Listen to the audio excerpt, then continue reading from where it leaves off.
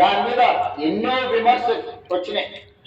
జన్వాడలో form హౌజులు, మొయినాబాద్లో form హౌజులు కట్టుకున్న వాళ్ళు నా మీద దాడి చేసి లక్షల కోట్ల రూపాయలు సోషల్ మీడియాలో ఖర్చులు పెట్టి బద్నాం చేసే ప్రయత్నం చేసేది.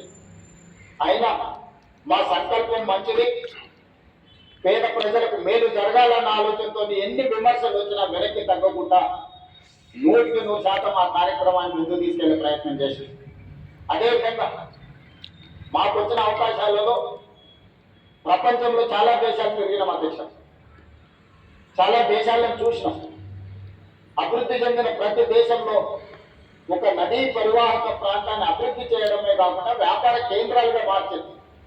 ఈరోజు న్యూయార్క్, న్యూజెర్సీ మధ్యలో హడ్సన్ రివర్, లేకపోతే లండన్లో థేమ్ రివర్, నేనే మంత్రులనే కాకుండా మిత్రులు అక్బరుద్దీన్ ఓవైసీ గారితో కూడా కలిసి మేము లండన్లో అక్బరుద్దీన్ ఓవైసీ తోటి పోతే ఆయన అబ్దుల్ కలాం అనుకుంటున్నాం రేవంత్ రెడ్డి గారు.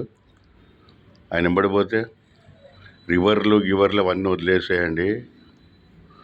సీఎం గారు, నా పేరు విజయరామారాజు, కంటోన్మెంట్ నియోజకవర్గంలో ఉండేది లక్ష్మీనారాయణ పికెట్లో. ఫస్ట్ గవర్నమెంట్ హాస్పిటల్స్ మంచిగా చేయండి. ఈరోజు కూడా గాంధీ హాస్పిటల్లో వీల్ చైర్లు లేవు, మనుషులు లేరు, మళ్ళీ అటెండర్ వస్తే మళ్ళా స్టాఫ్ లేదు. ఈరోజు కూడా అది ఫోకస్ చేయండి రేవంత్ రెడ్డి గారు. ప్రతి ఒక్క డిస్ట్రిక్ట్లో గాంధీ హాస్పిటల్ లాగా ఉండాలా. Spend money crores of rupees on government hospitals and government schools and government sports academy. ఇవన్నీ తీసుకురండి రేవంత్ రెడ్డి గారు. మాకు కావాల్సింది free hospital, free education, free sports. ఇది చేయండి. నిజాం గురించి మాట్లాడినావు, అక్బరుద్దీన్ ఏందైనా నాకు అర్థం కాదు.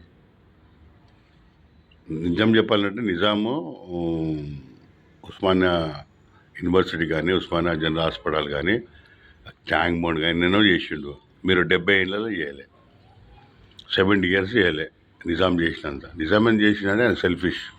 ఆయన ఒక అనుకుండు మిలిటరీని పెట్టుకుండు. నిజాంకి ఆర్మీ ఉండే, మీకు తెలుసో లేదో. ఒక సపరేట్ కంట్రీ చేసుకుందాం అనుకుండు. సర్దార్ వల్లభాయ్ పటేల్ వచ్చి వెనకకు తిరిగా అన్నాడు. వెనకకు తిరిగానే కథమైపోయింది సినిమా. ఓకే, ఇదేమైనా కానీ ఆన్సర్ నైజాం, ఎందుకంటే ఈ done something for hour Telangana, Andhra Pradesh.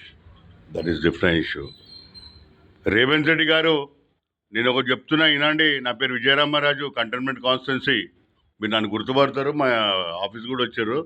ఇంత చరిత్ర ఉందా విజయ్ నీకు ఇంత చరిత్ర ఉందా అని అడిగినావు.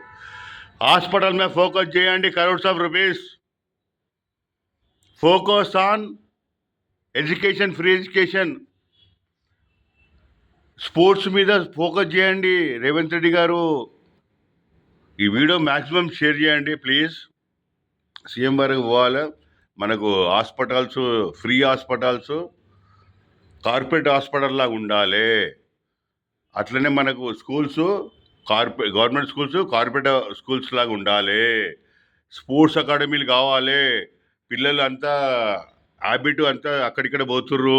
స్పోర్ట్స్ కావాలి మనకు. ఈ గివర్లు తాగుడు అవి అన్నీ అయిపోతాయి. మ్యాక్సిమం షేర్ చేయండి ప్లీజ్. ఒక్కసారి మనము బీజేపీకి ఛాన్స్ ఇద్దాం భయ. అక్కలారా, చెల్లెలారా, అన్నలారా, ఒక్కసారి బీజేపీ. ఎందుకంటే ఆల్రెడీ మనం కాంగ్రెస్ చూసినాం, టీఆర్ఎస్ చూసినాం. పాపం ఆయన ఫామ్ హౌస్ పోయిందంట. ఎవరిది అదే మన కేటీఆర్ ఫామ్ హౌస్ పోతే డౌన్లు పెడితే ఆయన జైల్లో వేసారంట ఆయన, రేవంత్ రెడ్డి గారిని. ఇంకోటి ఓటుకు నోట్లో కూడా కేసీఆర్ జైల్లో వేసాడు.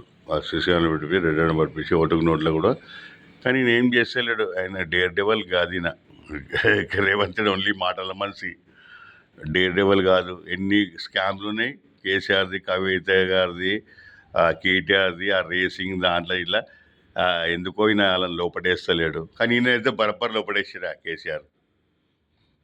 బండి సంజయ్ కూడా తీసుకుపోయి ఉట్టిగా ఇంట్లోకి వెళ్ళి తీసుకుపోయి లోపడేసిండు కేసీఆర్. ఈయనకైతే ఓటుకు నోటుకు వేసేసిండు. అంటే ఈయన పోయిండు, ఆల్రెడీ ప్లాన్ ఉండే, దానికి వేసిండు, డోన్లు వేసిండు. 2-3 సార్లు డాటర్ పెళ్లి కూడా చూడలేను రేవంత్ రెడ్డి గారిని. ఏదో వచ్చిండేమో. ఈ వీడియో మ్యాక్సిమం షేర్ చేయండి అందరికీ. మనం నెక్స్ట్ ఎలక్షన్లో బీజేపీని తెద్దాం please. Share this video to everyone. I'm BR Vijayaramaraju. Bharat మాతకి జై. జై హింద్.